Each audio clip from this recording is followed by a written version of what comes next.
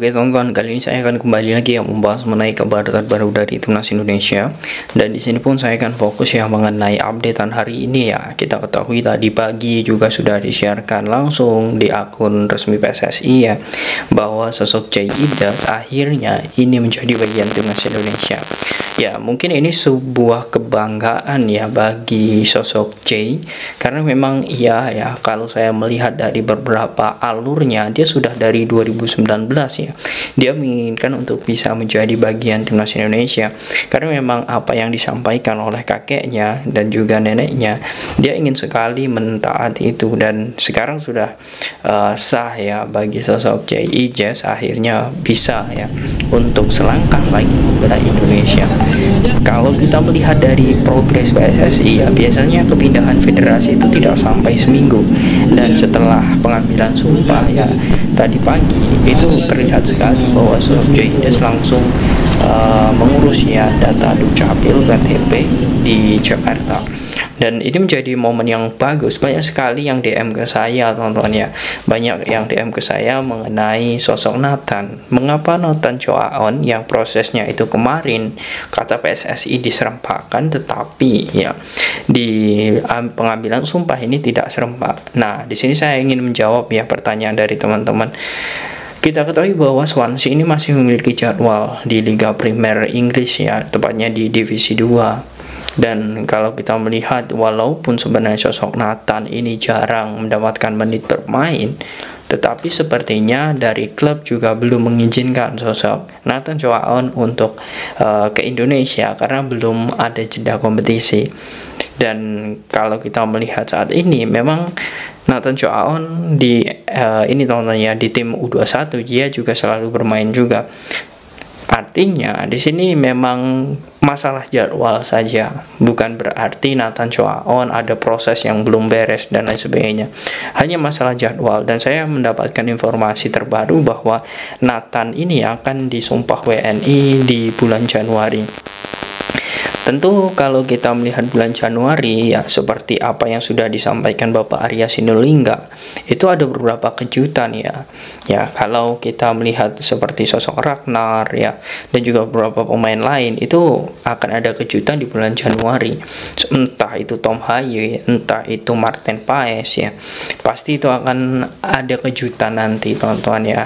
Saya yakin dari nama-nama yang saya sebutkan seperti Martin Paes, kemudian Tom Haye ya, dan juga beberapa pemain lainnya ya seperti Ragnar, itu pasti akan ke Indonesia.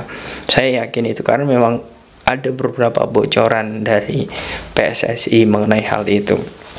Nah, kemudian ya di sini pun kita ada satu lagi ya info yang memang ini valid ya dari Bapak Hamdan Hamidan, bahwa kita akan ketambahan satu pemain keturunan juga, yakni Cyrus Margono yang akan disumpah di bulan Januari juga. Kalau harapan saya ya jelas antara Nathan dan juga Cyrus diharapkan ini serempak saja jika memang dia memiliki jadwal kosong yang sama. Karena kalau kita melihat ya bahwa sosok Cyrus Margono ini juga diharapkan itu sangat penting untuk Timnas Indonesia. Karena saat ini kiper kita ya seperti Nadio kadang penampilan naik turun, kemudian Hernando Ari terkadang juga ketenangannya itu harus diganggu dengan riwayat cedera, kemudian Syahrul Trisna juga kadang naik turun, kemudian Reza Arya Pratama juga terkadang masih naik turun, kemudian juga ada beberapa kiper lain seperti Emri Yandi yang terkadang juga masih berkutit dengan cedera.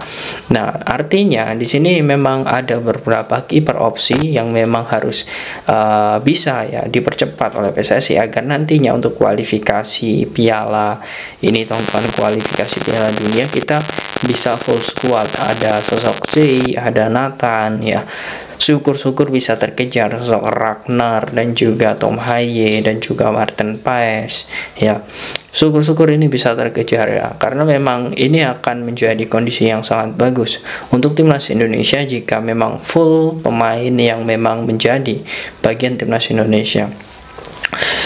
Banyak kemarin yang bilang ke saya seperti ini, apakah 2, 3 sampai 4 tahun ke depan kita akan tetap mengandalkan pemain keturunan, Bang?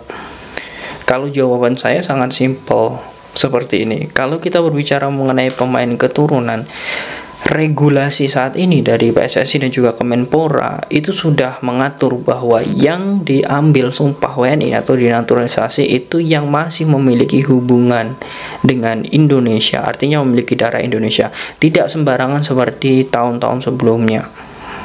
Artinya ya, yang dimaksud naturalisasi di sini adalah mereka ya, yang orang tuanya atau kakeknya ya, yang masih memiliki darah Indonesia atau lahirnya di Indonesia atau bahkan tinggalnya di Indonesia, kemudian dia menikah dengan orang Eropa, Amerika ataupun yang lain, kemudian dia ketika besar ya, dan anaknya ketika besar itu memilih pulang ke negaranya. Artinya hanya besar saja mereka di Eropa, tetapi bagaimana dia menentukan pilihan, dia memiliki hak untuk membela timnas Indonesia. Simpelnya seperti itu. Jadi ya, kalau bisa dibilang saat ini para pemain keturunan ini adalah pemain-pemain yang dalam tanda kutip ya, itu dibuang oleh negara seperti Belanda, kemudian dibuang oleh negara seperti Inggris karena tidak dipakai timnasnya.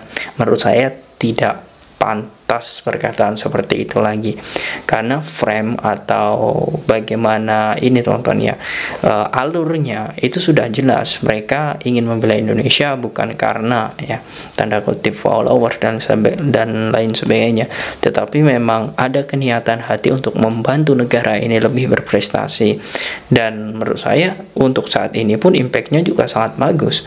Jangan sampai untuk 2-3 tahun ya, ataupun beberapa proses ya, dianggap gagal karena tidak mengangkat piala. Dan menurut saya itu sangat fatal sekali ya, karena kalau ukurannya kita hanya piala, tetapi kita tidak melihat progres saat ini sudah nyata, ya menurut saya kita akan terus ya dihantui dengan kejayaan, dan ketika kita sudah berada di atas, kita akan lupa apa target selanjutnya.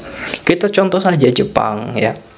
Jepang kalau kita melihat di tahun 60-an hingga 80-an ya, itu belajarnya dari Indonesia bagaimana sepak bolanya, kemudian mengirimkan beberapa orang ke Indonesia untuk menjadi konsultan ya, mempelajari bagaimana filosofi sepak bola Indonesia.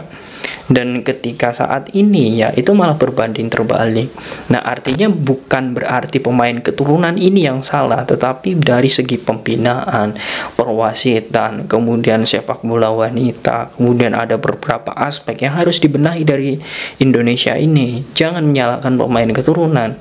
Semakin banyak pemain keturunan, itu artinya timnas kita memiliki keberkahan ya, kalau menurut saya, karena memang kita memiliki banyak opsi seperti itu. Jangan sampai menyalahkan pemain keturunan, karena mereka juga memiliki hak untuk membela timnas Indonesia. Kalaupun di sini mungkin saya contohkan kita semua ya, ataupun saya, kalaupun di sini ayah saya orang Brazil ya, ketika saya memang memiliki hubungan dekat dengan Indonesia ya, tentu saya akan memilih Indonesia, dan saya memiliki hak untuk memilih Indonesia karena itu juga bagian dari negara saya. Dan itu adalah keberkahan saya, duit kewarganegaraan. Tinggal saya memutuskan mau pilih Brasil atau Indonesia. Logika dasarnya seperti itu. Kita jangan sekali ya teman-teman diputar-putar ini statement ini itu, kemudian kita terprovokasi. Ingat, kita tetap dengan pendirian kita mendukung merah putih. Siapapun pemainnya ya pasti kita dukung. Menang kalah harus kita dukung. Apa yang bisa menjadi kritikan yang bersifat membangun, kita kasih kepada para pemain dan juga pelatih. Tetapi kalau itu menghujat tanpa saran ataupun solusi, menurut saya kurang pas. Nah, bagaimana menurut kalian teman-teman mengenai ya beberapa kabar dari pemain keturunan? Apakah kalian yakin di 2024 nanti timnas Indonesia akan lebih baik? Silahkan kalian tulis di kolom komentar.